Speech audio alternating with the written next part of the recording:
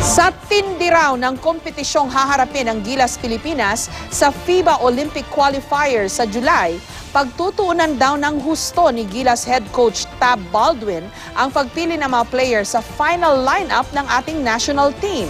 Hindi raw kasi biro ang mga bansang makakaharap ng Pilipinas gaya ng France na pangungunahan ng NBA star na si Tony Parker.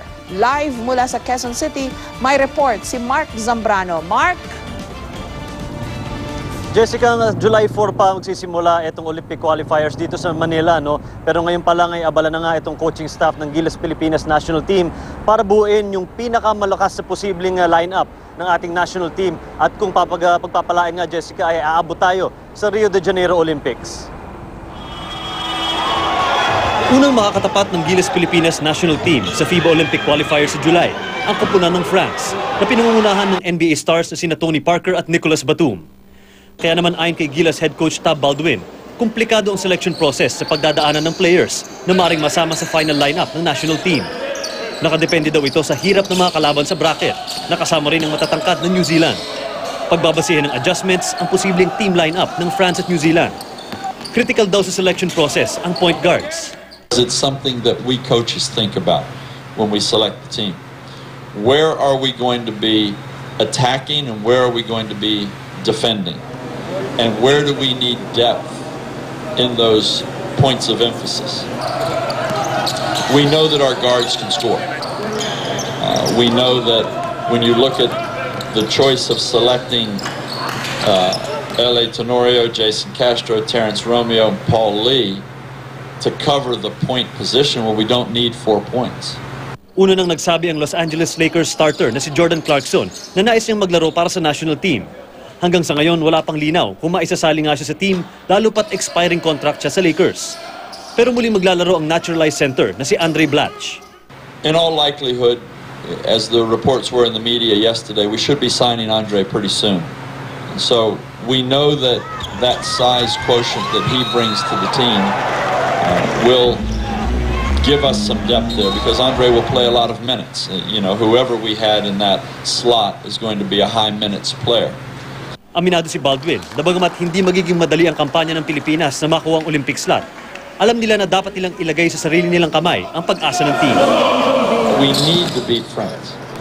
We can survive if we lose to France and beat New Zealand. But there's no guarantee that New Zealand's going to lose to France. They've beaten them before. So it would be foolish of us to take that path of saying let's invest everything into beating New Zealand and hope that New Zealand loses to France. That's foolish thinking. Jessica, understatement kung sasabihin natin na mahirap, talagang sobrang hirap itong papasukin ng ating Gilas Pilipinas National Team dito sa Olympic Qualifiers na gagawin dito sa Manila dahil kailangan natin a minimum of 3 wins para makalusot dito sa tournament dito sa Manila, no? Dahil kung makalusot nga tayo sa New Zealand, sa France, meron pang nag-aabang na Turkey, Senegal at Canada doon sa Group B na maglalaro din dito, no? So hindi ganun kadali itong pagdadaanan ng ating national team. At sana nga ay mabuo natin yung pinakamaganda at pinakamagagaling para makontra itong mga ibang team sa maglalaro dito na sanay din sa international tournaments, Jessica. Ano ba ang mindset, Mark, ng mga miyembro ng Gilas Pilipinas? Go ba sila? Or andun ba sila sa medyo kailangan i-manage yung expectations? Kasi ayun nga, mabibigat yung mga kakaharapin nila bago sila mag-qualify. Jessica, ang mga nahuli kong nakausap nga itong si Terrence Romeo saka si Calvin Abueva, no? Ito yung mga potentials na maisali nga dito sa final lineup ng Gilas Pilipinas National Team. At ayon sa kanila, kung pwede nga daw bukas laruin na, no? Dahil nga yung mga nakaraang mga FIBA tournaments dito ay naramdaman na ng ating team kung paano maglaro in the international level. Ito yung pwede nating sabihin pinakamataas na level na nilaro ng isang national team ng Pilipinas, no? So kumbaga kung pag-uusapan natin yung confidence, kung pag-uusapan natin yung puso na dala nitong ating team, ay doon pa lang panalo na tayo, no? Pero hindi lang puso ang pag-uusapan dito, Jessica. We are going up against teams na sanay sa international tournaments. And tulad nga ng binanggit natin kanina sa storya, tatlong Olympic berths na lang ang available dito, no? So isa dito sa Pilipinas, may 2 pang bansa kung saan magaganap itong Olympic qualifiers. At napakahirap yung dadaan nga tayo sa butas ng karayom.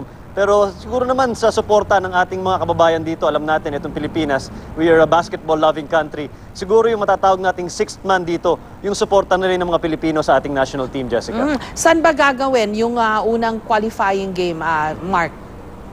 Ang alam natin, Jessica, sa MOA Arena gagawin. So ito, magandang venue nga ito. At kung panawagan nga dito ni Coach Tab Baldwin, kung pwede lahat tayo pumunta, manood at suportahan itong ating national team. Dahil an Olympic berth is an Olympic berth, Jessica. Ito yung pinakamataas na antas ng kompetisyon pagdating sa basketball at for any sport for that matter.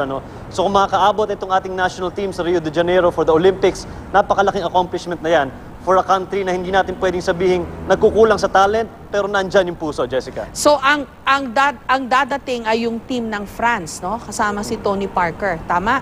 Dito sila maglalaro. At least may home court advantage tayo dahil dito sa Pilipinas gagawin, no?